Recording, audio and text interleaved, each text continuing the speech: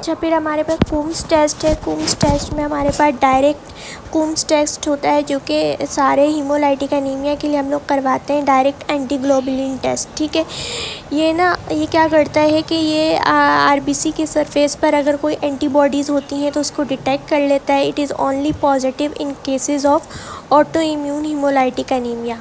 Indirect Coombs test क्या होता है? इनडायरेक्ट एंटीग्लोबुलिन टेस्ट, जो कि एंटीबॉडीज़ जो सीरम में मौजूद होती हैं उसको डिटेक्ट करता है।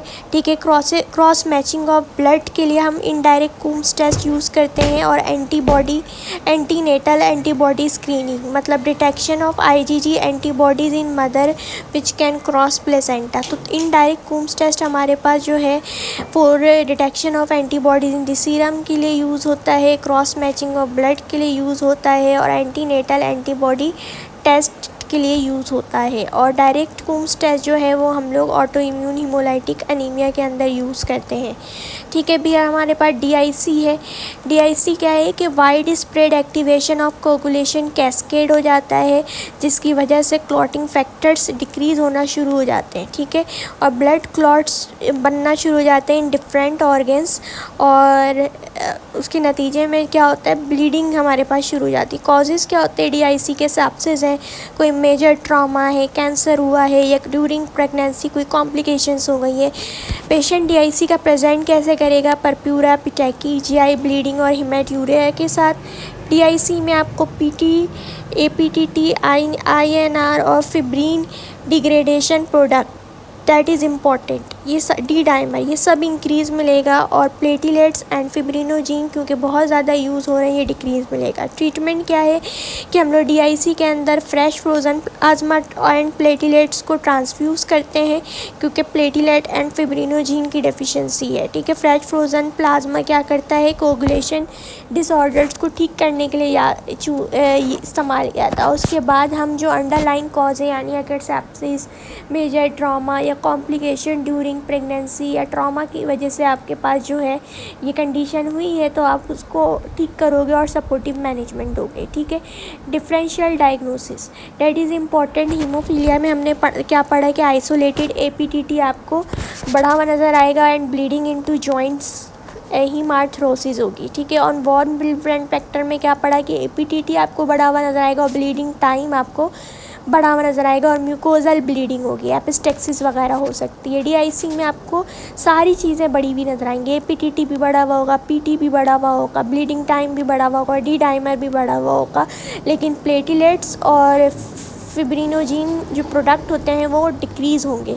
और आइडियोपैथिक थ्रोम्बोसाइटोपेनिक परप्यूरा में सिर्फ और सिर्फ प्लेटिलेट्स डिक्रीज़ होते हैं। ठीक है, और पेशेंट ब्लीडिंग, परप्यूरा और history of upper respiratory tract infection के साथ आता है, तो ये बहुत इंपॉर्टेंट है। ठीक है, ये मिक्स हो जाता है तो ये बहुत इंपॉर्टेंट है, ये आपने याद रखना है। फिर हमारे पास हेरिडिटरी स्फेरोसाइटोसिस है, ये इंपॉर्टेंट है, ये हम कर लेते हैं। That is autosomal dominant mutation, जिसमें आरबीसी के मेम्ब्रेन में डिफेक्ट हो जाता है, उसकी वजह से उसकी जो स्ट्रक्चर है वो स्फेरोसाइट्स जैसी दिखती हैं, और इसकी जो हीमोलाइसिस होती है वो एक्स्ट्रावास्कुलर हीमोलाइसिस होती है, यानी स्प्लीन में जाके वो डिग्रेड होता है और एनीमिया होता है। प्रेजेंटेशन क्या होगी? Haemolytic anaemia, jaundice. ठीक है, गॉल स्टोन्स बन सकते हैं, पिगमेंटेड गॉल स्टोन्स हो सकते हैं, स्प्लीनोमेगैली लाजमी होती है। पेरीफेरल स्मीयर आप करवाओगे तो आपको स्पेरोसाइट्स और होवल जॉली बॉडीज़ नज़र आती हैं। हेरिडिटरी स्फेरोसाइटोसिस में पॉजिटिव ऑस्मोटिक फ्रेजिलिटी टेस्ट नज़र आता है, और नेगेटिव डायरेक्ट कूम्स टेस्ट नज़र आते हैं। पॉजिटिव डायरेक्ट कूम्स टेस्ट से आपको ऑटो इम्यून हीमोलाइटिक एनीमिया में मिलेगा। ठीक है, और पार्वोवायरस 19 जो है ना, वो हीमोलाइटिक एनीमिया मतलब हेरिडिटरी स्फेरोसाइटोसिस के पेशेंट में एप्लास्टिक क्राइसिस कॉज करवा सकता है। It is common in European people. Treatment क्या है? आप फॉलेट सप्लीमेंटेशन दोगे ड्यू टू इंक्रीज टर्नओवर, और फिर आपको स्प्लीनेक्टोमी करनी होती है, क्योंकि वहीं पर जाकर इसकी हीमोलाइसिस हो रही है, तो आप स्प्लीन को ही हटा दो। ठीक है, और उसके अलावा फिर हमारे पास सिकल सेल एनीमिया है। सिकल सेल एनीमिया जो है वो ऑटोसोमल रिसेसिव म्यूटेशन है in the beta globin gene, जिसकी वजह से आरबीसीज की सिकलिंग होती है अंडर लो ऑक्सीजन टेंशन।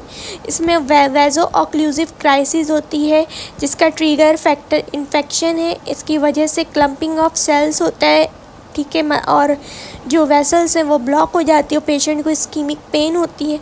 सिक्वेस्टेशन क्राइसिस हो सकते हैं जिसमें वेजो ऑक्लूजन इन स्प्लीन हुई तो एक्यूट स्प्लीनोमेगैली होगा और रिकरेंस के चांसेस है, तो इसकी ट्रीटमेंट स्प्लीनेक्टोमी है। एक्यूट चेस्ट सिंड्रोम हो सकता है जिसमें vaso occlusion in the lungs होगा, तो cough, dyspnoea, hypoxia, fever and chest pain के साथ पेशेंट प्रेजेंट करेगा और एप्लास्टिक क्राइसिस हो सकती है due to parvovirus B19 infection और उसमें रेटिकुलोसाइट्स आपको कम नज़र आएंगे। डायग्नोसिस कैसे बनती है? ब्लड स्मेयर पे आपको हाई रेटिकुलोसाइट्स और सिकल आरबीसीज नज़र आते हैं। हीमोग्लोबिन इलेक्ट्रोफोरेसिस फॉर HbSS हम करवाते हैं, हीमोग्लोबिन सिकल्स, ठीक है, सेल के लिए। मैनेजमेंट क्या है? फॉलिक एसिड हम करते हैं, ब्लड ट्रांसफ्यूजन करते हैं, ओरल पेनिसिलिन हम प्रोफाइलेक्सिस देते हैं इन्फेक्शन से बचने के लिए, और अवॉइड सिचुएशन जो कि क्राइसिस करवा दे, जैसे कोल्ड, डिहाइड्रेशन और एग्जॉस्शन से पेशेंट को अवॉइड करवाना है, ठीक है।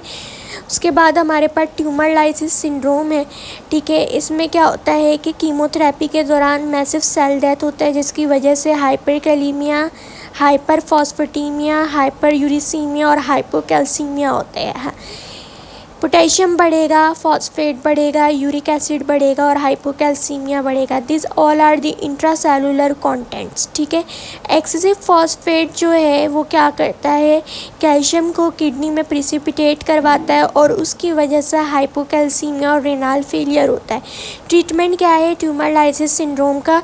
IV फ्लूइड्स एंड डायूरेटिक्स देते हैं, ठीक है।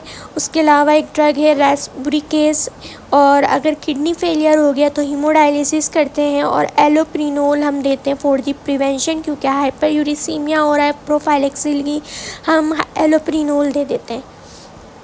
फिर आ जाओ थैलोसीमिया पर, तो हम देखो अल्फ़ा थैलेसीमिया जो है ना वो मेजर जो पेशेंट होते हैं वो ड्यूरिंग मतलब कि ड्यूरिंग प्लेसेंटल, जब वो उनकी ड्यूरिंग यूट्रो जो है ना वो उनकी जो है ना वो क्या हो जाती है? डेथ हो जाती है। तो patient with thalassaemia trait are usually asymptomatic और may have microcytic anaemia which do not require treatment, ठीक है। तो अगर एसिम्टोमेटिक है और उनको कोई सिम्टम नहीं आ रहा है तो उसमें ना माइक्रोसिटिक अनीमिया होता है जिसमें कोई ट्रीटमेंट की ज़रूरत नहीं होती। और बीटा थैलेसीमिया मेजर में क्या होता है कि patient with anaemia in childhood and failure to thrive if left untreated can result in extra medullary haemopoiesis होने लगती है। तो extra medullary haemopoiesis beta thalassaemia major में बहुत कॉमन है, ठीक है। और बीटा थैलेसीमिया मेजर जो है उसमें absent synthesis of beta chain of haemoglobin होती है, ठीक है। क्वांटिटेटिव डिफेक्ट है ये। तो पेशेंट सीवियर हीमोलाइटिक एनीमिया के साथ प्रेजेंट करता है, हेपेटोस्प्लीनोमेगैली होती है उसको, चिपमंक फेशिस मतलब फ्रंटल बॉसिंग होगी उसको, that is the prominent facial bone and dental malocclusion. Iron overload हो सकता है due to repeated blood transfusion. Lab test करवाओगे तो आपको जो हीमोग्लोबिन अडल्ट A2 है ऑन इलेक्ट्रोफोरेसिस वो आपको इंक्रीज़ नज़र आएगा, और माइक्रोसिटिक हाइपोक्रोमिक अनीमिया होता है। Elevated serum iron saturation of ferritin नज़र आएगा। एक्सरे पर हेयर ऑन एंड अपीयरेंस नज़र आएगी। तो ट्रीटमेंट क्या है? लाइफ लॉन्ग ट्रांसफ्यूजन हम लोग करते हैं और आयरन चिलेशन करते हैं टू प्रिवेंट ओवरलोड।